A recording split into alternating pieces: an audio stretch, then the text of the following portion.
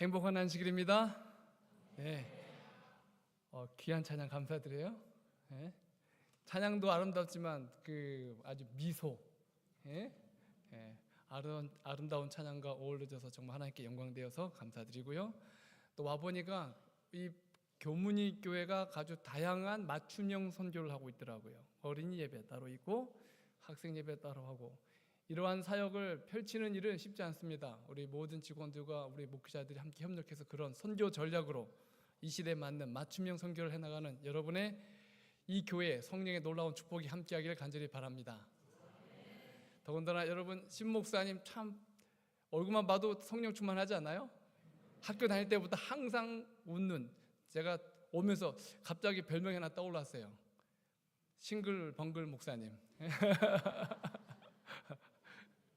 학교 다닐 때부터 얼마나 그 사람들을 섬기는 걸 좋아하는지.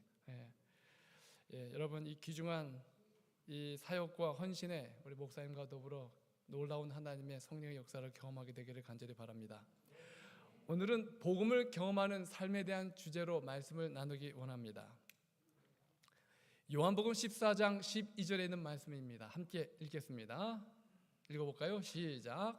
내가 진실로 진실로 너희에게 이르노니 나를 믿는 자는 나의 하는 일을 저도 할 것이요 또한 이보다 큰 것도 하리니 이는 내가 아버지께로 감이니라. 여러분 이 말씀을 믿으세요?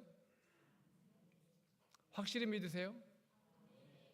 자, 이 말씀을 여러분 자세히 들여다보면 나를 믿는 자는 나의 하는 일을 저도 할 것이요. 자, 그러면 여러분 예수님 믿는다면 예수님이 하신 일을 지금 하실 수 있으셔야 돼요.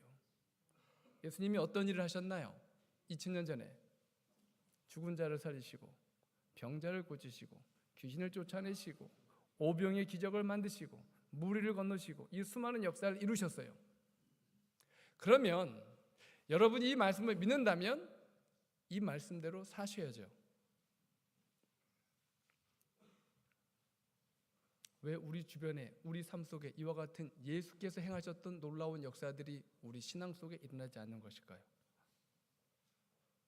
전 이게 큰 숙제예요. 또 하나, 이보다 더 큰 것도 하리니, 예수님이 하셨던 것보다 더 큰 일을 할 수 있다라고 약속하셨어요. 우리가 품성을 닮아가는 데 있어서는 예수님을 따라가야 돼요. 그러나 사역함에 있어서는 예수님을 초월해야 돼요. 제 얘기가 아니고 성경에서 하신 말씀이에요. 나를 믿으면 내가 하는 일도 할 것뿐만 아니라 이보다 더 큰 것도 하리라. 그래서 초대교회 모습을 보면 그 교회는 예수님이 하셨던 일보다 더 큰 일들을 이뤄냈어요. 그러면 이른빛 성령을 받았던 초대교회 성도들이 그렇게 살았다면 늦은빛 성령을 기다리는 이 마지막 재림교회 성도들은 어떤 삶을 살아야 할까요? 따라해 봅시다. 예수님은 조금 큰 소리 해보세요. 예수님은 나의 경쟁자. 누가 우리 경쟁자라고요? 예수님이 하셨던 것보다 더 큰 기도 제목, 더 큰 사역을 꿈꾸는 성도들의 삶이 예수님께서 원하는 삶이에요. 하나님께서 이 교문이 교회를 세워주셨죠? 이 교문이 교회를 세우신 목적이, 여러분 이 교문이 구리 지역만을 위한 선교로 세워졌을까요?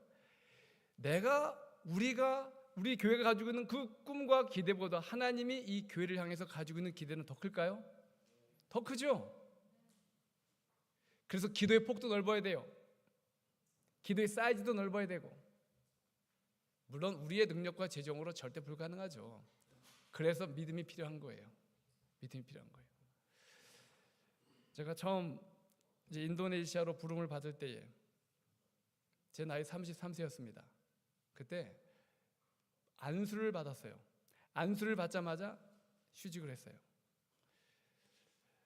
여러 사역에 대한 많은 도전도 있었지만 그러나 아무도 가지 않는 인도네시아로 갈 수밖에 없는 하나님의 부르심이 있었어요.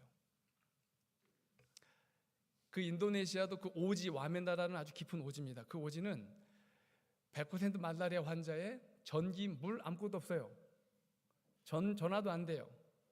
죽으면 일주일 후에나 알 수 있는 그런 곳이에요. 그곳을 저희 가족들을 데리고 가야 되는 그런 소명을 하나님이 부어주셨어요. 연합회나 합회가 보낼 수 없기 때문에 저는 휴직을 해야 돼만 갈 수 있었어요. 휴직을 하고 이제 가게 됐습니다. 비행기를 탔는데 비행기 안에서 하나님께서 제 마음속에 질문을 하셨어요. 어디 가냐? 그래서 저는 저 오지 정글 제2의 아마존이라는 그런 곳입니다. 제2의 아마존인 와메나라는 도시에 선교하러 갑니다. 그 정글에. 근데 그 질문을 3번을 받았어요. 근데 다 와메나 하다가 3번째 대답은 뭐라고 대답을 했냐면 예, 제가 인도네시아로 선교하러 갑니다. 제가 이 말을 딱 던지고 나서 웃었어요. 인도네시아 선교? 영어도 못하고 인도네시아 말도 못하는 내가 그 인도네시아 전역을 선교한다? 여러분, 인도네시아는 전 세계에서 가장 많은 모슬렘 국가, 인구가 많은 모슬렘 국가예요. 섬만 14,000개예요. 언어만 450개예요. 근데 그 인도네시아 전체적으로 선교한다? 라고 대답을 했으니 제 스스로도 웃긴 거죠. 도착하자마자 이제 자카르타에 도착하자마자 이제 뭐 제가 월급도 보장받은 것도 없고 아무것도 누가 추천해서 아니면 누가 저를 초청해서 간 것도 아니에요. 도착했는데 제일 큰 문제는 비자였어요. 비자를 어떻게 해결할까? 보통은 학생 비자로 와서 있든지 아니면은 취업 비자로 와서 선교 활동을 한단 말이죠. 근데 저는 그런 비자를 만들 돈도 없었어요. 그래서 그 자카르타 그 앞바다에 나가서 손을 들고 한 2시간 넘게 기도를 하는데 눈에 눈물이 얼마나 흘러내리든지 전 가진 것도 없고 능력도 없는데 그 수평선 너머에 있는 수많은 섬들이 눈에 떠오르는 거예요. 하염없이 울면서 기도를 하면서 하나님, 그 수평선 너머에 있는 수많은 섬에 하나님의 기도의 전지, 말씀의 능력이 선포될 수 있는 그곳이 있게 해주시옵소서라고 기도했습니다. 그리고 이제 내무부에 갔어요. 비자 받으러 왔습니다. 무슨 비자? 예, 선교사 비자요. 당신 어떻게 된 거 아니야? 여기 모슬렘 국가야. 모슬렘 국가에서 선교사 비자 달라고? 왜냐면 선교사 비자는 싸거든요. 갔더니 그 사람들도 의아해하면서 오케이, 비자 만들어 줄 테니까 가서 당신을 데리고 온 초청 그 기관에 가서 초청 비자를 받아오래요. 그런데 인도네시아 연합회가 저를 초청한 게 아니에요. 저는 그냥 간 거예요. 아, 연합회 가서 어떻게 초청장을 받을까?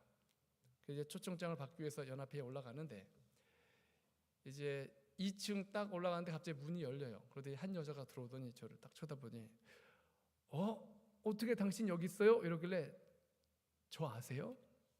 그분 하는 말이 예, 어젯밤에 꿈속에서 봤어요. 이러는 거예요. 저를 꿈속에서 봤대요. 제 얼굴에 빛이 환하게 비치는데 갑자기 꿈이 딱 깬 거예요. 근데 당신이 왜 이 엘리베이터 안에 있냐 이거예요. 내가 이런 비자 문제 때문에 여러 가지 절차를 밟아야 되는데 도와줄 사람도 없다.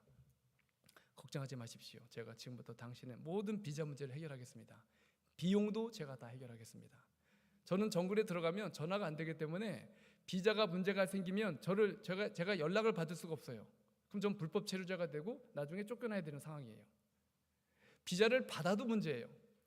그런데 하나님께서 또 한 사람을 준비시켜서 제가 그곳에서 선교 생활을 마치는 4년 내내 이분이 모든 비자와 모든 비용 문제를 다 해결해 주셨어요. 하나님 살아계십니까? 네.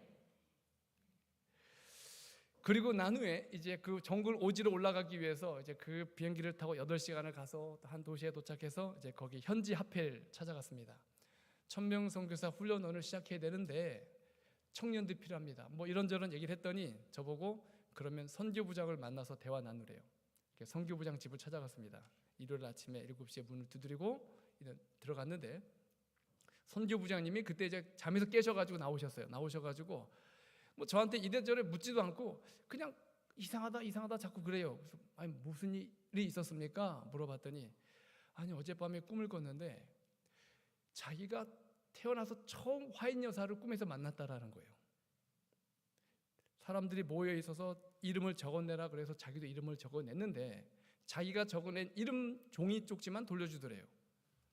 그러더니 스티븐 디케, 당신의 이름이 스티븐 디케인데 왜 이름을 이렇게 적었어? 자기가 종이를 받아보니까 그 종이에 적혀 있는 이름이 MM인 거예요. 그래서 MM이 뭡니까? 라고 물어보니까 자기도 대답을 하지 못하고 잠에서 깬 거예요. 근데 제가 와 있는 거예요. 제가 그 MM에 대한 이야기를 듣자마자 다니엘처럼 꿈을 풀어드렸어요. 목사님, MM은 미셔너리 무브먼트의 약자입니다. 이분이 깜짝 놀라는 거예요. MM? 미셔너리 무브먼트? 선교 운동? 당신 누구야? 제 그 당시에 이니셜, 제 이름이 MM이었어요. MM. 제가 1000명 선교사 훈련하러 갔기 때문에 제 이니셜이 MM이에요. 저는 MM입니다. 그때 깜짝 놀라는 거예요. 내가 뭘 하면 될까? 우리 선교사 운동합시다.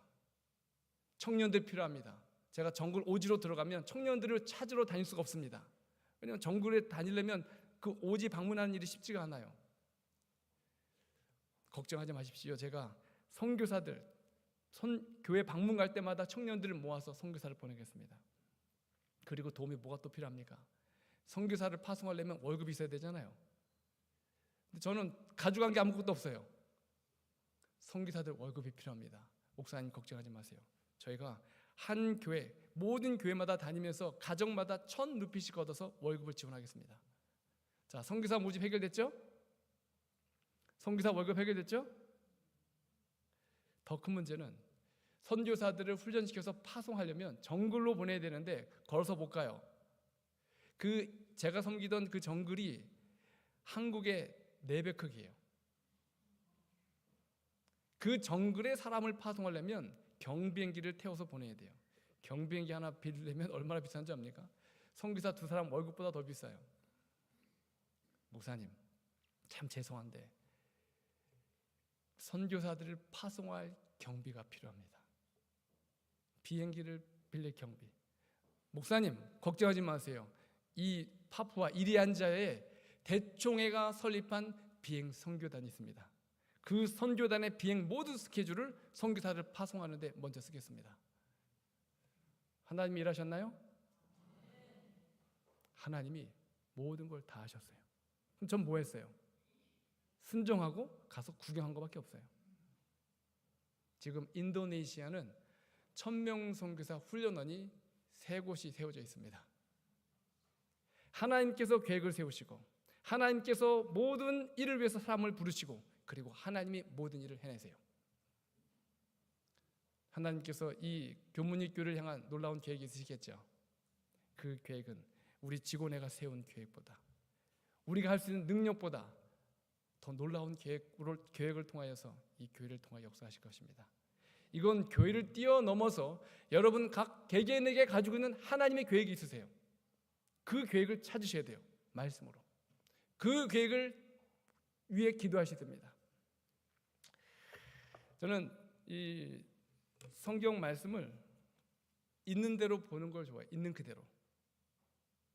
하나님이 천지를 창조하실 때 말씀으로 창조하셨죠? 이 사실을 믿으세요? 별로 안 믿으시나 봐요. 말씀으로 창조하신 사실을 믿으시나요? 이거를 믿고 있는 그리스도인들이 기독교 안에 별로 안 돼요. 여러분들은 정말 대단한 믿음을 가지신 분들이에요. 심지어 목사들조차도 하나님의 말씀으로 세상을 창조했다고 믿는 사람들이 절반도 안 돼요. 그런 사람들이 단상에서 설교하고 있어요. 개신교회는. 그러면 여러분이 세상을 하나님이 말씀으로 창조하셨다고 믿는다면 세상을 창조했던 그 말씀과 이 성경 말씀은 같은 말씀인가요? 확실하세요? 확실해요? 여기 굉장히 중요한 고백이에요. 하나님이 세상을 창조했던 그 말씀과 내 손에 들려있는 이 말씀이 같은 말씀이라면 이 말씀대로 이루어져야죠. 여기 있는 말씀은 그냥 우리의 신앙에 어떤 영적인 도움을 주는 서적이 아니고 이 말씀은 세상을 창조했던 그 말씀, 하나님 말씀이 이 안에 있어요. 그래서 말씀을 보실 때에 그 단어와 의미를 그냥 해석하지 마시고 그대로 받아들이세요. 그리고 여러분의 신앙에 그대로 적용하시고 기도해 보십시오. 그래서 그 일이 일어나지 않으면 하나님은 살아계시지 않은 거예요. 그래서 우리 신앙에 놀라운 변화가 일어나지 않으면 이 말씀은 그냥 신화하고 소설이에요. 저는 이 말씀을 있는 그대로 받아들이는 신앙을 여러분이 갖게 되기를 간절히 소원합니다. 계시록 14장 6절과 7절에 있는 말씀입니다. 여기 보니까 또 보니 다른 천사가 공중에 날아가는데 땅에 거하는 자들 곧 여러 나라와 족속과 방언과 백성에게 전할 어떤 복음이요? 영원한 복음이요. 자, 세상에 복음을 전하는 천사가 공중에 날아다니는데, 그러면 그 천사는 누굽니까? 하나님은 단 한 번도 복음을 전하는 일에 천사를 사용하지 않으셨어요. 천사를 통해서 복음을 전했다면 1년 안에, 아니 한 달 안에 이 세상의 복음의 역사는 끝났을 거예요.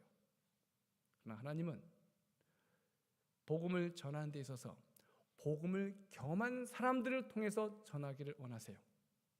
그래서 영원한 복음을 전하는 이 천사들은 누군가? 바로 이 말씀의 복음을 그대로 믿고 경험하는 사람들인 바로 여러분들이에요. 그럼 복음이 무엇인지 좀 확인해 보겠습니다. 복음이 뭘까? 로마서 1장 2절과 3절에 있는 말씀에 있는 내용을 같이 읽겠습니다. 시작. 이 복음은 하나님이 선지자들을 통하여 그의 아들에 관하여 성경에 미리 약속하신 것이라. 그의 아들에 관하여 말하면 육신으로는 다윗의 혈통에서 나셨고. 자, 그러면 복음이 뭐죠?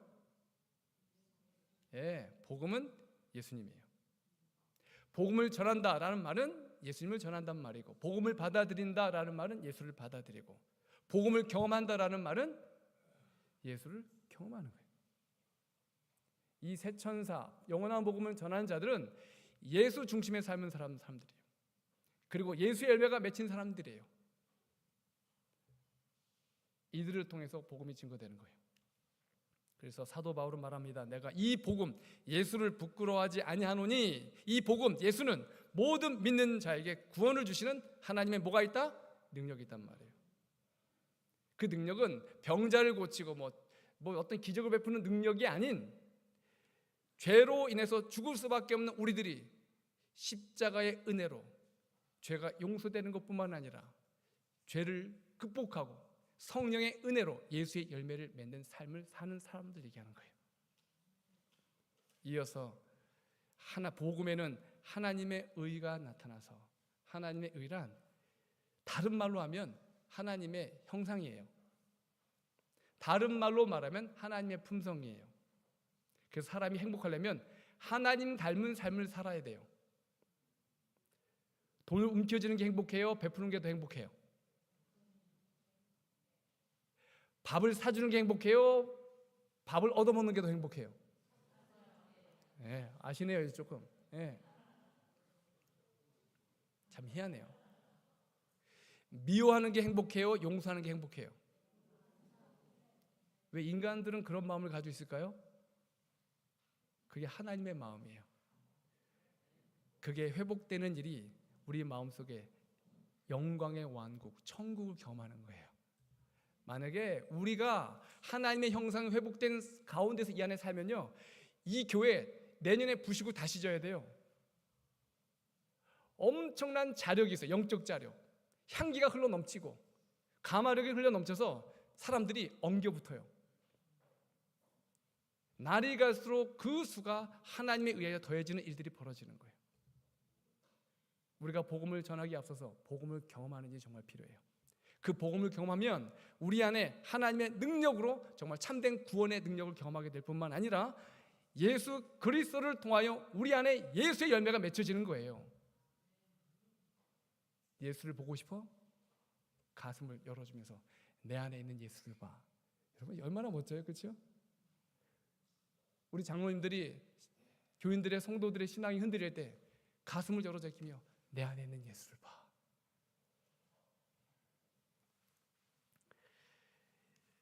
그래서 이 요한계시록 14장 6절은 말합니다.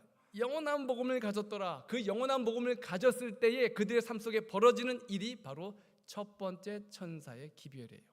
첫째 천사의 기별이 경험되지 못하면 둘째, 셋째 천사의 기별은 전파될 수가 없어요. 첫째 천사의 기별, 우리가 잘 아는 대로 내용이 이렇습니다. 그가 큰 음성으로 가로되 하나님을 어떻게 하라? 두려워하고, 그리고 그에게 어떻게 하라? 영광을 돌리고, 이는 그의 심판할 시간이 이르렀음이니 하늘과 땅과 바다와 물들의 근원을 만드신 이를 경배하라 이거예요. 도대체 이 말씀을 우리가 어떻게 이해할 수 있을까? 하나님을 두려워하라 라는 말을 우리가 좀 더 쉽게 이렇게 정리합니다. 하나님을 어떻게 하라? 먼저 생각하는 거예요. 자, 하나님을 두려워한다는 말은 아주 간단해요. 하나님을 먼저 생각하는 거예요. 하나님을 두려워하면 하나님을 항상 먼저 생각하게 돼 있어요. 히브리서 3장 1절에 말합니다. 그러므로 함께 하늘의 부르심을 받은 거룩한 형제들아, 우리가 믿는 도리의 사도이시며 대제사장이신 예수를 어떻게 생각하라? 깊이 생각하라 이거예요. 얼렁뚱땅 생각하지 말고 깊이 생각하란 말이에요. 똑바로 생각하란 말이에요. 왜 교회가 힘이 없고 우리 신앙에 능력이 없는가? 간단해요. 예수를 똑바로 바라보지 않기 때문에 그래요. 왜 신앙에 갈등이 오고 두려움과 염려가 오는가? 왜 타협하는가? 예수를 똑바로 바라보지 않기 때문에 그래요. 저는 한국에 와서 이런 교회들 저런 교회들 이렇게 보게 됩니다. 청년들 집회를 하고 되고 선교사도 훈련을 돕고 그리고 돌아가요. 제 휴가는 그렇게 보내요. 정말 예수 운동이 일어나야 돼요. 정글에서 봉사할 때 우리 아이와 함께 지내는데 이 아이가 아토피가 있어가지고 뭐 사탕이나 과자를 주지 않았어요. 그런데 이 아이가 보니까 교회 뒤에서 집사님이 그 사탕을 까준 거 입에 몰래 넣고 있더라고요. 자기가 까지도 않아요. 집사님 사탕 봉지 벗겨보세요. 그리고 그 사탕을 제 입에 넣어보세요. 자기는 입만 벌리고 있었다 이거예요. 난 안 먹었어요 이러는 거예요. 안 먹었는데 사탕이 들어와 있어. 야, 참 아이들이 죄를 지은데도 이렇게 탁월해요. 영민하고. 우리의 뿌리죠. 너 뭐하니? 아무것도 안 먹었어. 그 다음부터는 저 집사람과 논의해서 우리가 아이가 사탕을 좋아하니까 주긴 주되 밥 먹고 난 후에 아침 식사 때 하나 정도 주자. 아이가 얼마나 좋아하던지. 그 다음 한 시길에 똑같은 일이 벌어졌어요. 근데 그 아이가 어느 집사님이 사탕을 딱 주려고 하니까 사탕을 낚아채더니 저한테 달려와서 제 주머니에 사탕을 집어넣고 하는 말이 아빠 기억해 하루에 한 개씩 아침 식사 후에. 그 아이가 사탕이 먹고 싶었을까요? 먹고 싶죠. 근데 왜 안 먹었죠? 아빠를 생각했어요.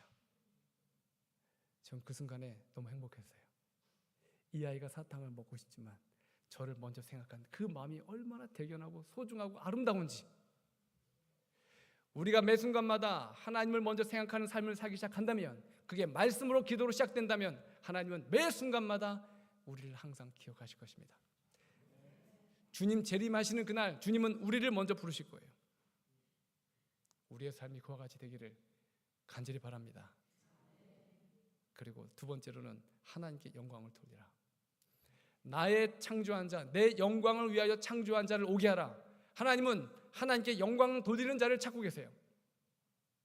하나님께 영광을 돌린다라는 말을 이렇게 이해합니다. 하나님의 얼굴에 어떻게 하라? 미소 짓게 하는 거예요. 여러분 오늘 이 안식일에 제가 들어왔는데 저는 늦게 온 줄 알았어요. 제가 9시 반쯤에 왔는데 교인도 있고 있어가지고 혹시 제가 늦게 왔나요? 아니요, 저희들 원래 일찍 와요. 이 교회를 바라보면서 하나님이 미소 짓고 계셨을까요? 네, 그게 하나님께 영광을 돌리는 거예요. 오늘 같은 날 벚꽃놀이 가기 얼마나 좋습니까? 다 접어두고 여러분 마음을 준비하고 이곳에 오셨죠? 여러분이 결정하고 생각하는 모든 일들이 하나님 얼굴에 미소 짓는 일이면 하세요. 하나님 얼굴에 미소 짓지 않으면 하지 않으시면 돼요. 여러분의 대화, 표현, 감정 모든 것들을 그렇게 이해하시고 바라보시면 여러분은 매 순간마다 하나님 얼굴에 미소 짓는 영광스러운 영광을 돌리는 삶이 될 것입니다. 다니엘의 세 친구 잘 기억하시죠? 우리가 절하지도 않을 거고 풀무불에 들어가도 하나님은 우리를 건져주실 거예요. 얼마나 대단한 믿음입니까? 근데 거기서 끝나지 않아요. 그런데 그리 아니하실지라도 우리가 그 불 속에 들어가서 타 죽어도 죄가 돼서 나와도 우린 절대로 절하지 않을 것입니다. 하나님이 미소 진 게 아니라 박장대소 있겠죠. 역시 그 남은 내 자녀들, 이 시대에 이와 같은 믿음이 필요하지 않겠습니까? 제 이름을 앞두고 뭐 야곱의 환란이 무슨 엄청난 환란이 기다린다고 하는데, 그런 가운데 신앙이 환경과 재정과 여러 가지 인간관계로 얽혀서 쓰러지는 것이 아니라, 그리 아니하실지라도, 하나님이 내 질병에서 나를 구해주지 않으실지라도, 모든 가족이 나를 버릴지라도, 내가 직장에서 안식의 문제로 내가 모든 직장을 잃을지라도,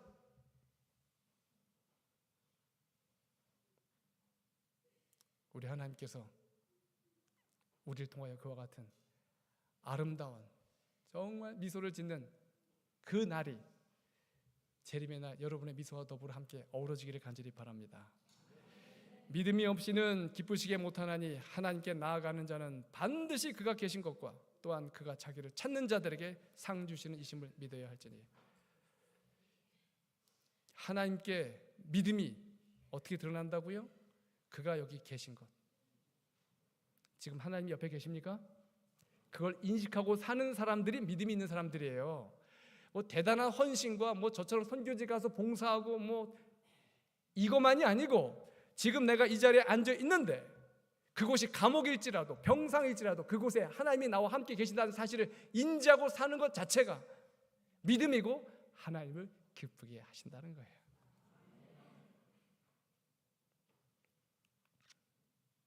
제가 첫 선교지에 우리 자녀들과 봉사했던 곳입니다. 이게 원주민들이 사는 집이에요. 통통한 거 보이죠? 뭐예요 이게? 돼지하고 같이 살아요. 한 집에 돼지 한 20마리 같이 지내요. 돼지하고 지내다 보면은 벼룩이 있습니다. 벼룩이 방문하면 이 몸에 옮겨와요. 그리고 밤에 잘 때 물려요. 물리면 아주 하룻밤 내에 한 150방, 한 200방 물려요. 이게 등짝이고 다리고 팔이에요. 얼마나 간지러운지 몰라요. 한 2주 정도 근지러워요. 그러다가 하도 근지러워가지고 그러다가 터져요. 감염되죠. 근데 아이들이 이 벼룩에 물리면 더 심각해요. 아이들은 살도 여리고 피맛도 있기 때문에 벼룩들이 상당히 좋아요. 아이들이 벼룩에 물리면 이렇게 됩니다. 긁다가 터지고 감염돼서 한 달에 뭐 한 2명 아이들이 한 마을에서 죽어요. 저희가 이곳에 가서 봉사할 때 제일 큰 문제는 저희 딸이에요. 아이들과 어울리고 교회 가도 방문하고 뭐 같이 따라다니니까 이 아이는 벼룩에게 노출된 상황이에요. 병원도 없고 아주 위험한 정글이기 때문에 저희는 아이가 아프면 돌아와야 돼요. 아무리 선교를 하고 싶다고 해서 할 수 있는 게 아니에요. 자녀가 아프면 할 수 없는 거예요. 하나님, 이곳까지 인도하신 하나님, 우리 가정을 지켜주시옵소서. 우리 아이를 지켜주지 않으면 저희가 더 선교를 할 수 없습니다. 제 선교지 사역 중에 잊지 못할 가장 놀라운 하나님의 역사는 저희 아이가 4년 동안 이곳에 있으면서 단 한 번도 벼룩에 물리지 않았다는 거예요. 저는 이 아이가 지금 자라는 거 보면 하나님의 살아계심을 경험을 해요. 작은 헌신으로 주를 위해서 봉사했던 그 순간에 하나님의 미소는 지금 저를 향해서 하나님을 향하여 멈출 수 없는 감사와 찬양의 미소를 짓게 하고 계세요. 여러분이 매 순간마다 여러분의 판단과 결정을 통하여 하나님 얼굴에 미소 짓게 한다면 재림의 그날 하나님께서 여러분의 얼굴에 산과 바위야 내게 눌러 나를 그 얼굴에서 가리게 해달라가 아니라 마라나타 아멘 주 예수의 오시옵소서 하면서 팔을 벌리면서 환한 미소로 주님을 맞이할 수 있게 될 것입니다. 세 번째로 하나님을 경배하라 이거예요. 어떤 하나님? 창조주 하나님. 하늘과 바다와 물들의 근원을 만드신 이를 경배하라. 그 경배란 말을 여러 의미로 정리할 수 있지만 성경적인 의미로 보면 하나님과의 만남이에요. 우리가 이곳에서 예배 드리지만 설교가 예배가 아니고 찬양이 예배가 아니고 여러분 각자 있는 곳에 내가 모든 성도와 함께 있을지라도 때로는 내가 교통사고로 병원에 있을지라도 그 순간이 무슨 순간인가? 예배하는 순간이에요. 그래서 삶은 예배고 예배가 삶이에요. 이게 회복되지 않으면 안식일 회복도 되지 않습니다. 그래서 우리는 끊임없이 말씀 묵상을 강조하고 그리고 그 말씀 속에서 하나님께서 주시는 원칙과 기별을 가지고 살아갈 수 있도록 준비하는 백성이 저희들인 거예요. 그래서 삶 자체가 예배가 되는 일. 그러면 여러분이 어떠한 상황을 만나더라도 그 위험한 상황 속에서도 하나님이 계시다는 사실을 안다면 여러분은 예배하는 자가 되는 거예요. 성소를 짓게 하셨는데 내가 거기서 너와 만나고, 성소의 목적이 하나님과 나와의 만남을 위한 장소였다면, 여러분이 하나님께 드려진 거룩한 성소라면, 구별된 성소라면 여러분들은 걸어다니는 성소예요. 예수님처럼. 여러분이 예수님을 만나고 그 예배의 삶이 사라진다면 여러분이 직장에 가도, 여러분이 학교를 가도 그 장소가 예배의 장소가 되는 거예요. 예수님처럼. 예수님께서 사마리아 여인을 만날 때 그 얘기하셨죠. 내가 어디 가서 예배드릴까요? 그림진산에 갈까요? 예루살렘에 갈까요? 그 예수님이, 성소 대신 예수님이 오셔서 사마리아 여인에게 말씀하시길, 하나님께 참으로 예배하는 자들은 신령과 진정으로 예배할 때가 오나니 곧 이때라. 아버지께서는 이렇게 자기에게 예배하는 자를 찾으시니라. 지금 이 여인이 그림신산도 아니고 예루살렘도 아니고 예수님을 만난 그 시간, 그 장소가 바로 예배 때란 말이에요. 사람들이 교회 오지 않습니까? 예배 드리러 오지 않아요? 왜 기다리고 있으세요? 안식일 오후에 하나님 만나셨으면 그 만난 마음을 가지고 나가세요. 가서 만나세요. 청량리 광장도 가시고 지하철도 가시고 힘든 사람 곁에 짐을 들어주고 기도해주고 격려해주고 미소 지으세요. 그들이 안 오면 우리가 찾아가는 성소가 되야 되지 않겠어요? 아버지께서 지금도 일하시니 그 안식일에 나도 일하느니라. 안식일은요, 쉬는 날이 아니에요. 안식일은 일하는 날이에요. 구원과 봉사를 위해서 일하는 날이에요. 그래서 안식일은 가장 바쁘고 가장 행복한 날이 되어야 돼요. 우리는 모이는 예배를 드리지만, 그리고 모이는 예배가 맞춰지면 흩어지는 예배로 또 다시 한번 세상을 향하여 옮겨갈 수 있어야 돼요. 여러분, 베드로전서 2장 9절에 있는 말씀 잘 아시죠? 너희는 택하신 족속이요 왕 같은 제사장. 자, 우리가 성경을 번역해 볼까요? 자, 택하신 족속, 왕 같은 제사장을 말로 바꿔보세요. 현대말로. 자, 왕 같은, 그럼 지금 뭐로 바꾸면 돼요? 왕 같은? 대통령. 제사장은요?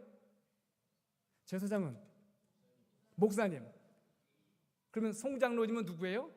대통령 같은 목사님이신 거예요. 서로 얼굴 쳐다보면서 한 말씀 하세요. 대통령 같은 목사님 한번 해주세요. 서로 얼굴 마주 보시면서. 대통령 같은 목사님, 어색해하지 마시고 말씀하세요. 여러분, 목사가 되려면 성도가 있어야겠죠? 여러분의 성도는 누굽니까? 여러분의 양떼는 누굽니까? 그냥 목사가 아니고 대통령 같은 목사예요. 대학에 가면, 학생이면 어떤 목사님? 총장과 같은 목사님. 직장에 가면 어떤 목사님? 사장 같은 목사님이 되셔야 되는 거예요. 구리시에 살면은 어떤 목사님이 되셔야 돼요?